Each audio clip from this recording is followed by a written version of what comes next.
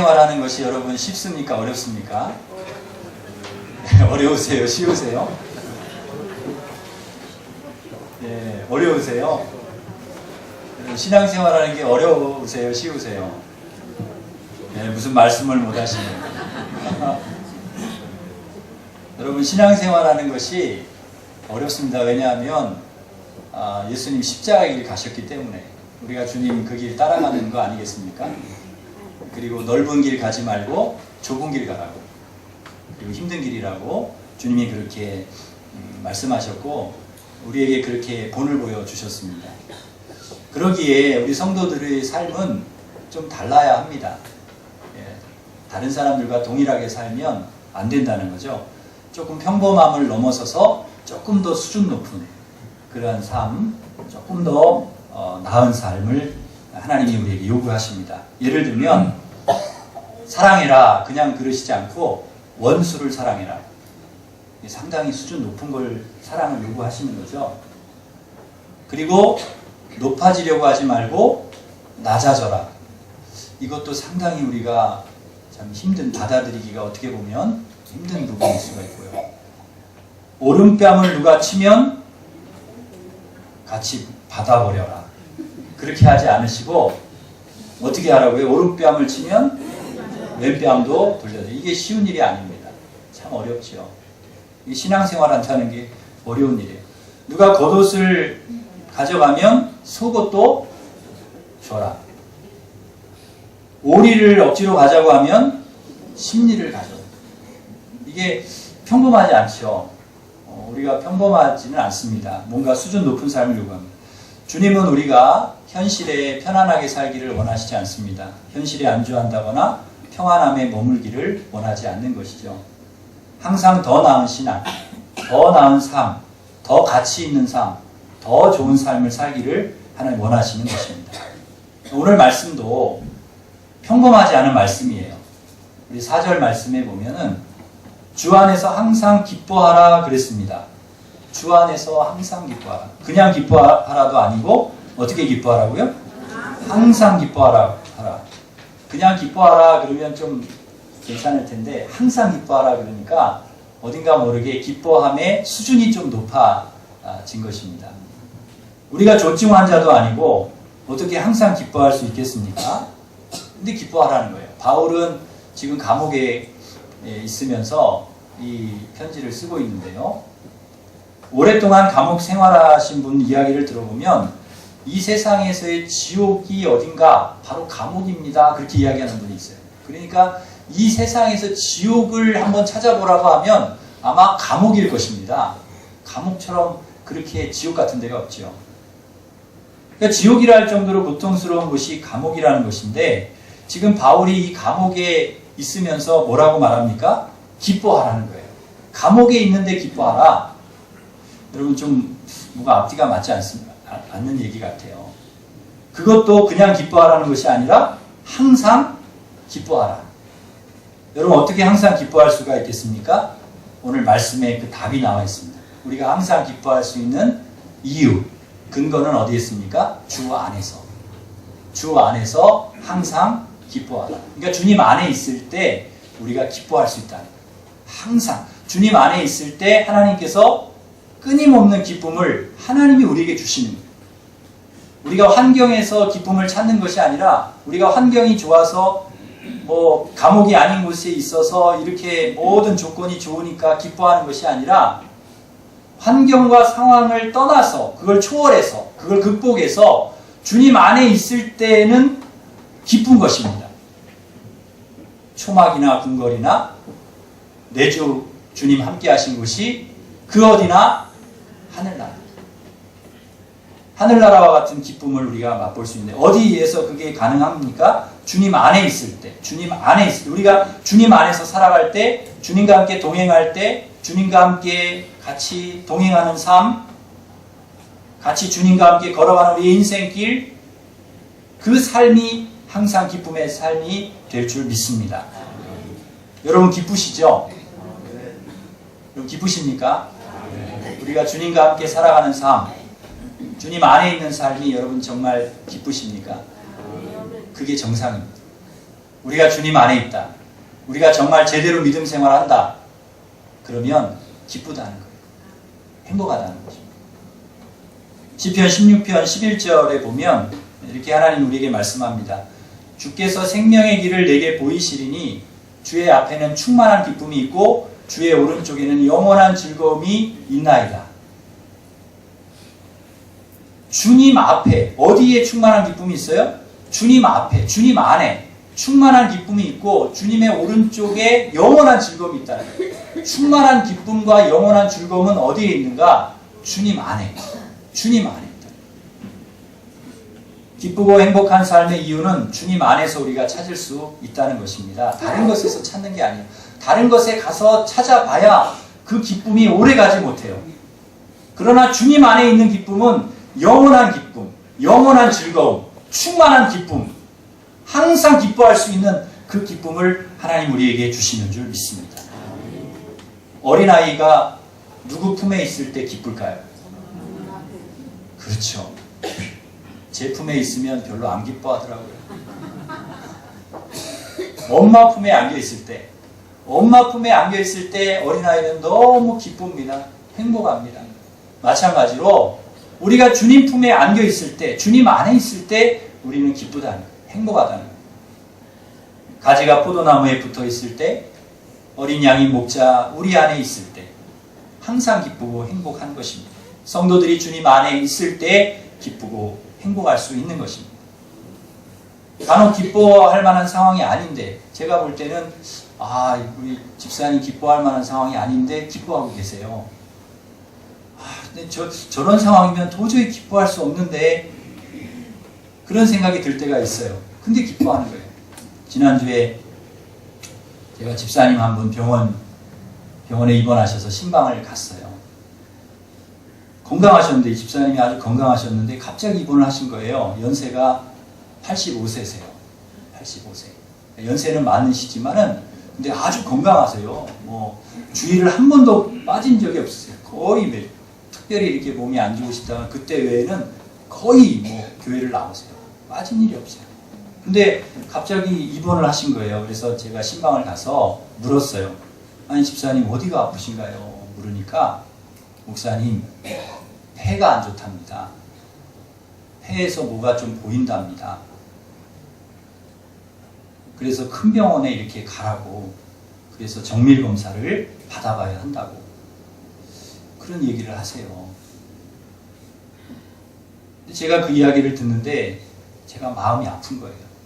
마음이 아프더라고요. 집사님 그래도 건강하게 믿음 생활 잘 이렇게 하셨는데,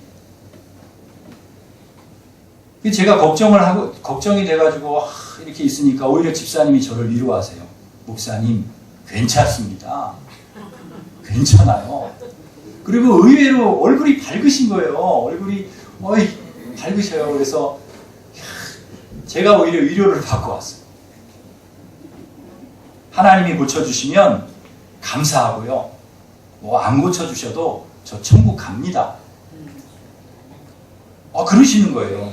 근데 그 얼굴이요, 얼마나 참 근심이 없으신지, 염려가, 얼굴이 환하신지요. 어떻게 그러실 수 있나? 우리 집사님이 기도를 하신대요. 늘 기도하신대요. 하나님, 마지막에 고통 없이 하나님 나라 가게 해주세요. 늘 교회 오시면 그 기도 하신다. 그리고 병원에 계실 때 그 기도 하신대요. 하나님, 나 고통 없이 마지막에 고생하지 않고 하나님 나라 가게 해주세요. 기도하신대요. 우리 안현희 집사님이 그렇게 가셨거든요. 안현희 집사님이 건강하게 이렇게 다 이렇게 활동하시다가 점심까지 다 맛있게 드시고 갑자기 하늘나라 가셨어요. 가셔서 이렇게 저희가 서운하긴 하지만 보기시 가셨죠. 얼마나. 그렇게 이렇게 됐으면 좋겠다. 그렇게 우리 집사님이 기도하신다는 거예요. 그래서 제가 그런 기도를 했습니다.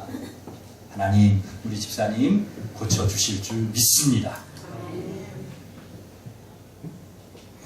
주님 안에 있으니까요, 이게 가능한 거예요. 절망하고 좌절하고 낙심하고 포기하고 원망하고 불평하고 그러지 않는 거예요. 괜찮다는 거예요. 하나님 나와 함께 하시는데, 하나님 나와 함께 하시는데 괜찮습니다, 목사님.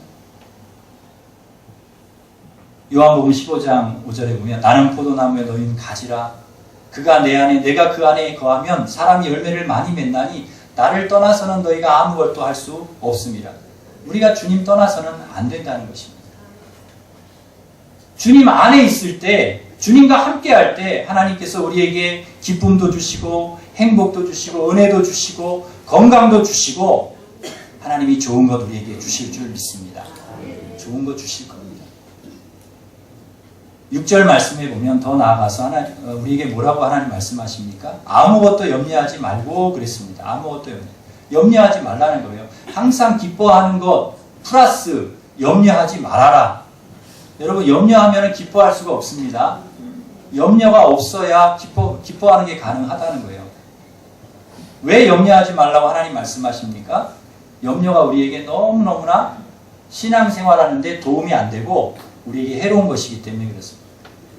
염려가 있으면 여러분 잠이 잘 오시나요? 안 오시나요? 예, 잠이 잘 안 옵니다. 신경을 쓰니 잠이 올 리가 없습니다. 잠을 못 자면 얼마나 우리가 괴로운지 몰라요. 또 입맛이 없습니다. 소화도 안 되고 밥을 잘 못 먹어요. 여러분 잠 잘 주무시고 밥 잘 드시면 여러분 감사하시기를 바랍니다.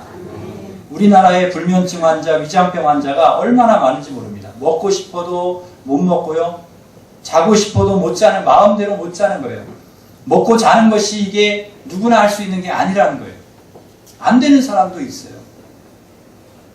그것만 잘 돼도, 먹는 것, 잠자는 것만 잘 돼도, 그게 기본이지만 그것만 잘 돼도 얼마나 그게 축복인지 여러분 감사의 제목이 되는 것입니다. 벌써 설교 시작한 지 얼마 되지도 않았는데 주무시는 분들이 계십니다. 이게 잠이 오는 거는 축복이라는 거예요. 이게 은혜라는 거예요. 잠이 오면 잠이 안 오는 게 문제지. 어디 가서나 잘 주무시기 바랍니다. 밤새 주무시고 왔는데도 또 주무시는 거예요. 괜찮아요. 피곤할 때는 언제나 주무셔도 돼요. 거기다가 밥까지 잘 드시면 여러분 감사원금 많이 하시기 바랍니다. 잠도 잘 주무시고 식사도 잘 하신다. 그럼 감사해요. 제가 아는 분 중에는 머리만 대면 주무시는 분이 있어요. 야, 저는 머리 대도 30분, 1시간을 이렇게 뒤척거리고 이렇게 해야 되는데 금방 누워가지고 뭐 좀 물어보면은 벌써 대답이 없어요. 벌써. 그래서 제가 별명을 붙였습니다. 대면자. 머리만 대면 주무시는. 어떻게 이렇게 잘 주무시는가? 어떻게 이렇게 잘 주무시는가 보니까 이분이 걱정이 없어요. 염려가 없어요. 걱정을 안 해요. 아무리 복잡한 일이 있어도 스트레스를 받아도 주님께 다 맡기는 거예요. 그냥 주님 알아서 해주실 줄 믿습니다. 그러니까 믿음이 보통 좋은 분이 아니에요. 저보다 더 좋아요. 믿음이. 그러니까 저보다 더 잠을 잘 자죠. 믿음이 보통 좋은 게 아니에요. 다 하나님께 맡기는 거예요. 염려, 근심, 걱정 다.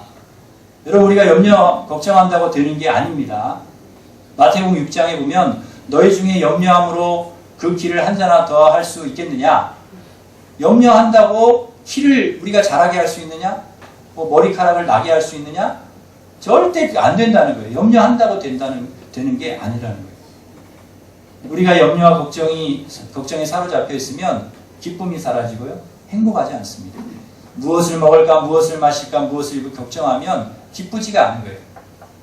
사람들이 하도 이러한 일에 걱정하고 염려하니까 예수님께서 공중의 새와 들의 백합화 이야기를 하셨어요.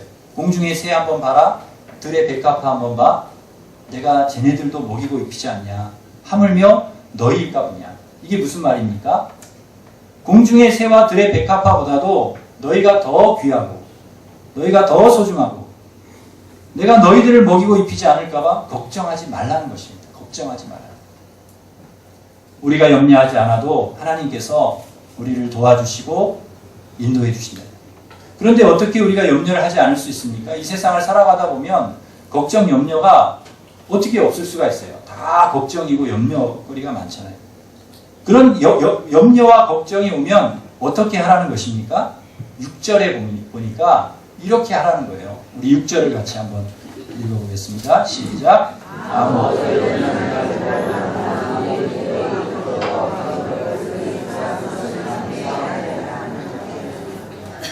아멘.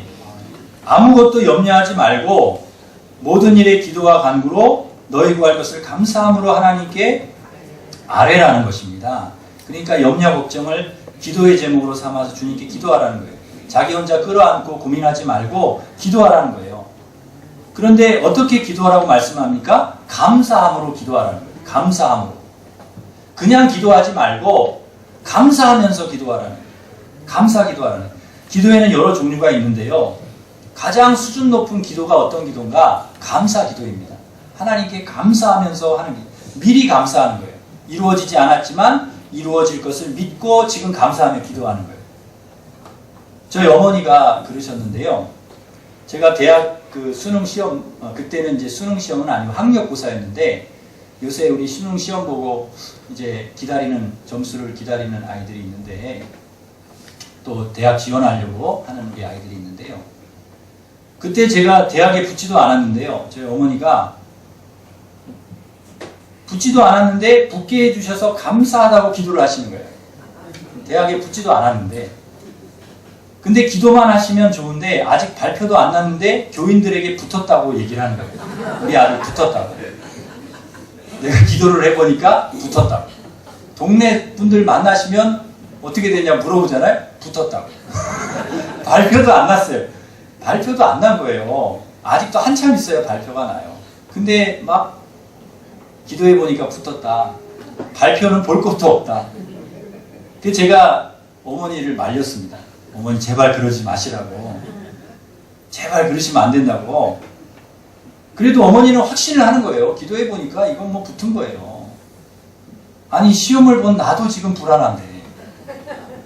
떨어질 것 같은데.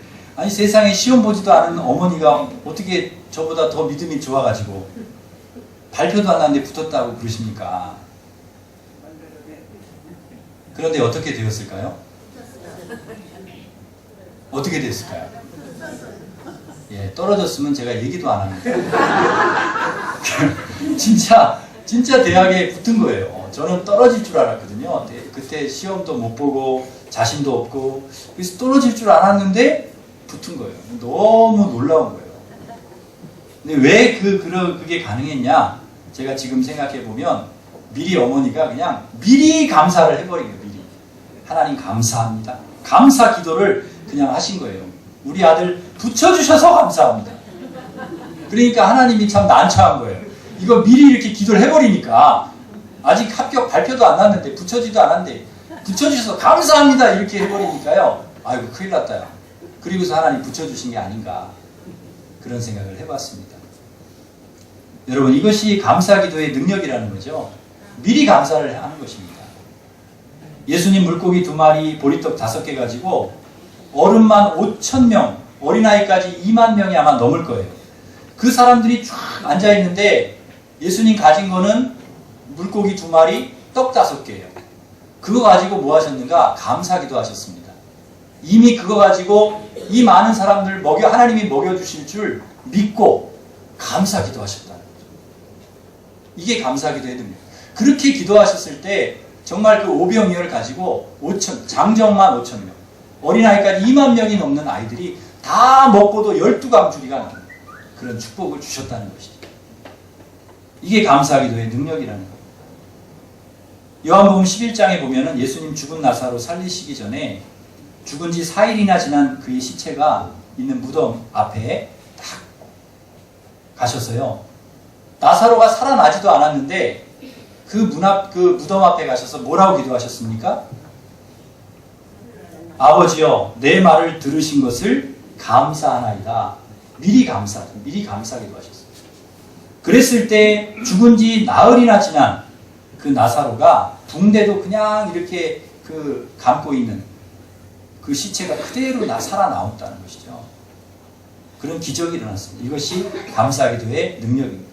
감사기도에는 힘이 있다는 거예요. 능력이 있다는 거예요. 미리 하나님 앞에 감사하면 하나님께서 그 감사한 대로 기도한 대로 이루어 주실 줄 믿습니다.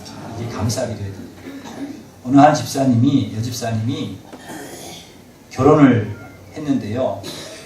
결혼 생활 시작할 때 너무 큰 꿈이 있었어요. 야, 결혼하면 기쁘고 행복하고 정말 왕자님 만나가지고 내가 정말 행복하게 살 거야. 이런 꿈이 있었어요. 우리 그 아가씨들은 다 그런 꿈이 있지 않습니까? 여러분도 다 그런 꿈이 있으셨잖아요. 그리고 그 꿈이 현실이 되셨잖아요.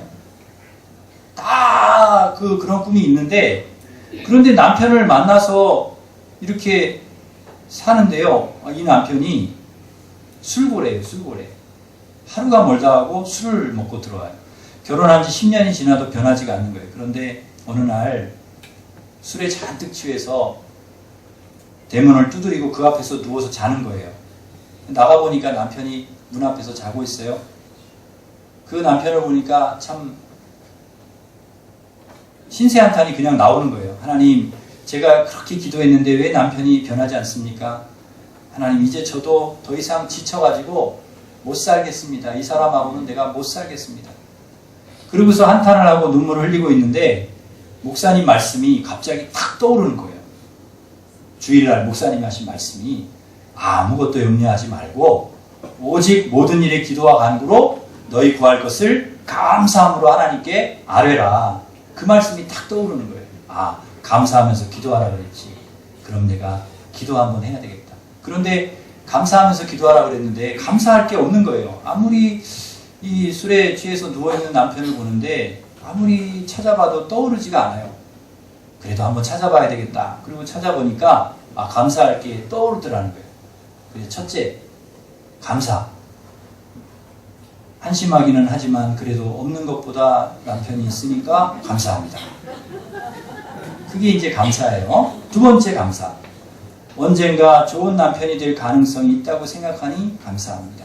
셋째, 저렇게 술은 취했지만 다른 데 안 가고 꼬박꼬박 집에 찾아 들어오니 감사합니다. 네 번째, 술은 좋아해도 여자라고는 나밖에 모르니 그것도 감사합니다.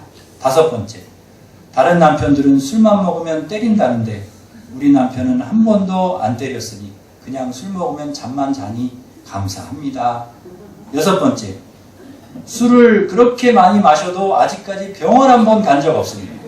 그것도 감사합니다. 일곱 번째, 감사도 많아요. 일곱 번째가 마지막입니다. 토요일에는 술을 더 많이 마셔서 주일날 내가 교회 가는데 지장이 없으니 내가 교회 봉사하는데 전혀 지장을 받지 않으니 감사합니다. 그런 기도를 이제 하고 있으니까 막 자기가 웃음이 나는 거예요. 이것도 감사냐. 웃음이 나면서도 그런 기도를. 그렇게 웃으면서 기도를 하고 있는데 갑자기 남편이 놀랬다는, 막 앞에서 누워있는데 막 히히히거리고 막 웃고 혼자 기도 막 침 튀겨가면서 기도하고. 그러니까 남편이 놀래가지고 벌떡 일어나가지고 지금 뭐 하는 거냐고. 당신 미쳤냐고. 어디 아프냐고. 그랬더니 이렇게 대답을 했다는 거예요. 당신과 사는 것이 내가 너무 감사해가지고 지금 감사 기도를 하고 있었다고. 당신. 그러면서 감사의 기도 내용을 다 이렇게 하나하나 알려주었더니 순간이 남편이 얼굴이 싹 바뀌면서 이렇게 얘기를 하더랍니다. 여보, 내가 술 먹고 10년 동안 당신 속을 그렇게 썩였는데도 나를 누여놓고 감사기도 했다니 내가 미안하고 너무 고맙네. 이제 술 안 먹을게. 이제 술 줄이고 또 끊고, 그리고 당신 따라서 앞으로 교회 잘 나가볼게. 그리고는 교회 나왔다는 거예요. 10년 넘게 눈물로 기도해도 꿈쩍하지 않던 이 남편의 마음이 미리 감사하면서 기도하니까 하나님, 이 남편 하나님 돌아오게 해주시고 구원해 주시고 축복해 주시고, 그렇게 기도하니까 하나님께서 그 마음을 움직여 주시더라는 것이죠. 사랑하는 성도 여러분, 감사할 수 없는 상황이지만 그래도 감사의 제목을 찾아서 기도했더니 하나님께서 정말 감사할 수 있는 상황을 만들어 주시더라는 것입니다. 염려하지 말고 여러분 기도하시기를 바랍니다. 감사 기도한 대로 하나님께서 이루어 주실 것을 믿습니다. 옛날에는 각 마을마다 이 물펌프가 있었습니다. 동네에. 그래서 이렇게 펌프질을 하면 물이 나오잖아요. 그런데 이 펌프질을 해서 물을 많이 얻으려면 반드시 뭘 먼저 넣어야 돼요? 물을 한 바가지, 그걸 마중물이라고 합니다. 그 바가지 물을 떠서 물을 넣어야지만 끊임없이 물을 끌어올릴 수가 있는 것이죠. 여러분, 감사의 기도는 바로 이 마중물입니다.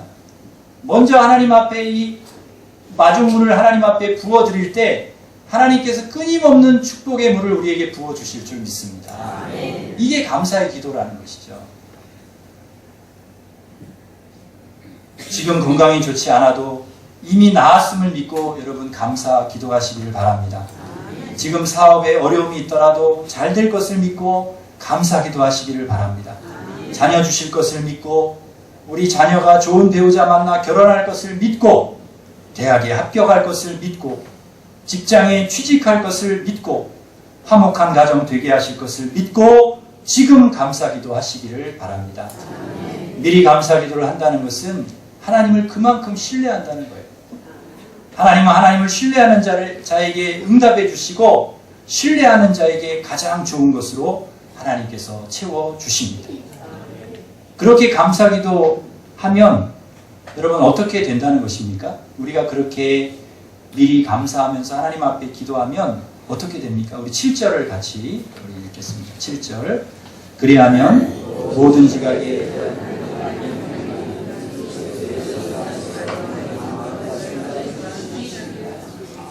아멘. 그렇게 우리가 감사하면서 염려하지 않고 감사하면서 하나님 앞에 기도하면 모든 지각에 뛰어난 하나님의 평강이 그리스도 예수 안에서 마음과 생각을 지켜주신다는 것입니다. 하나님이 지켜주신다, 우리를. 염려, 걱정, 불안 이런 것들을 다 하나님께 맡기고 기도할 때 이게 사라진다는 거예요. 평안을 주신다는 거예요.